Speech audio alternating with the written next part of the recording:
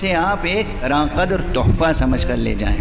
دیکھیے وہ مالک ہے، وہ مالک ہے، قادر مطلق ہے، آقا ہے، خالق ہے، رازق ہے، محیی ہے، ممیت ہے، حی ہے، قیوم ہے. وہ ہے، وہ اپنے بندوں کو جو کام کرنے کے لیے بھی حکم دے سے حق ہے اور اس نے دیا ہے. سینکڑوں بلکہ ہزاروں احکام قرآن مجید میں ہیں. اقیموا الصلاۃ، تم نماز پڑھو. آتوا الزکوٰۃ، تم زکوٰۃ دو. یہ کرو، یہ نہ کرو. محرمات یہ ہیں، واجبات یہ ہیں. پورے قرآن مجید میں تلاش کیجیے. جہاں بھی اس نے کوئی حکم دیا ہے، حکم حاکم کی حیثیت سے دیا. یہ عجب حکم ہے. یہ نہیں کہا تم یہ کرو. خدا جتنا میں سوچتا ہوں لطف کبریا اور اس کے بعد مقام و مرتبہ سید المرسلین، حضور کا مرتبہ ابھر کے سامنے آتا ہے. دیکھو میرے بندو، دیکھو مومنوں، دیکھو مسلمانوں، یہ کرتا ہوں.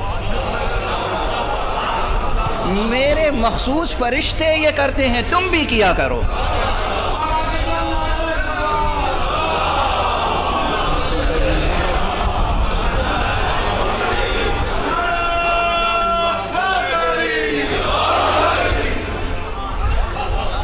اور اسی لیے جب لوگ اکثر پوچھتے ہیں مولانا یہ مشکل ہے اور یہ مصیبت ہے اور یہ غم ہے اور یہ ہم ہے اور یہ درد ہے، یہ پریشانی ہے، تو میں ایک ہی بات کہتا ہوں کہ میں آپ کو وہ دعا بتا رہا ہوں جس سے برتر، جس سے افضل، جس سے کامل تر کوئی دعا ہو ہی نہیں سکتی. یعنی عقیدت میں نہیں کہہ رہا ہوں، ذوق، ذاتی ذوق کے تحت نہیں کہہ رہا ہوں. یہ حقیقت قرآن کی آیت ہے. آخر ان اللہ، بے شک، بالتحقیق خدا، وملائکتہ، اور اس کے مخصوص ملائکہ اس نبی کی ثنا کرتے ہیں، اس نبی پہ صلوات بھیجتے ہیں، اس نبی پہ درود بھیجتے ہیں. اے ایمان لانے والو، تم بھی صلوات بھیجا کرو، تم بھی ثنا کرو، تم بھی.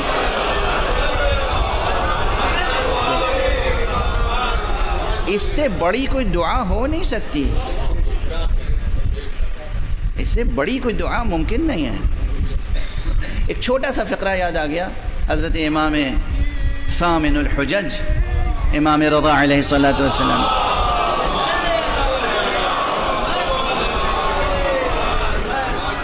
آپ نے ایک جگہ ایک دعا میں اس طرح سے ارشاد فرمایا ہے کہ اللہم صلی علی محمد و آل محمد، اور اس کے بعد وہ عبارت آگے بڑھتی ہے، وہ کہتے ہیں یا من شرفت الصلاة بالصلاة علیک. اے وہ ہستی جس کے اوپر درود کے سبب سے یہ نماز باشرف ہوتی ہے.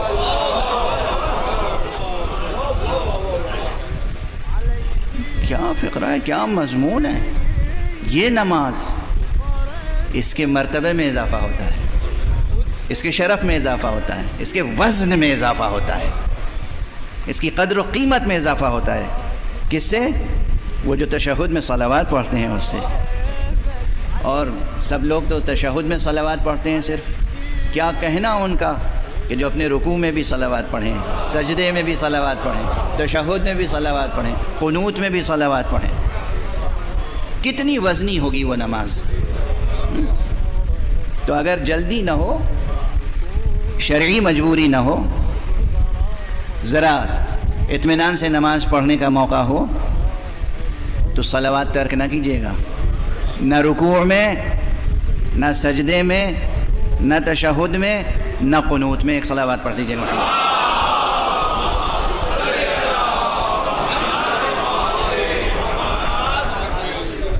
تو یہ ایک درمیان میں بات آ گئی. اسی سورہ مبارکہ میں یہ سورہ احزاب، جس میں یہ آیہ صلوات ہے، یہ آیہ صلوات ہے پیغمبر کے لیے اور اہل بیت پیغمبر کے لیے.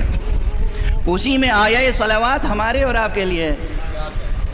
هو الذی یصلی علیکم وملائکتہ لیخرجکم من الظلمات الی النور. وہی ہے وہ پروردگار کہ وہ اور اس کے فرشتے تم پر رحمتیں نازل کرتے ہیں تاکہ تم ظلمتوں سے نکل کر نور تک پہنچو. انٹرسٹ ہیں جو مفکر ہیں، فلسفی ہیں، ادیب ہیں، سوچتے رہیں صرف یہ عنوان، ظلمتوں سے نور کی طرف اخراج. کتنا ریاض فکر چاہیے، کتنی گہری سوچ درکار ہے، کتنی بلند سوچ درکار ہے. اور پھر سوچ صرف نہیں، کامل ترین نظریہ وہی ہوتا ہے جو قابل عمل ہو.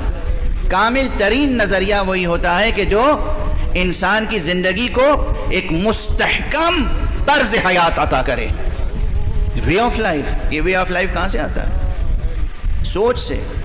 سوچ ایسی مستحکم ہو کہ اسے طرز عمل بھی آتا ہے.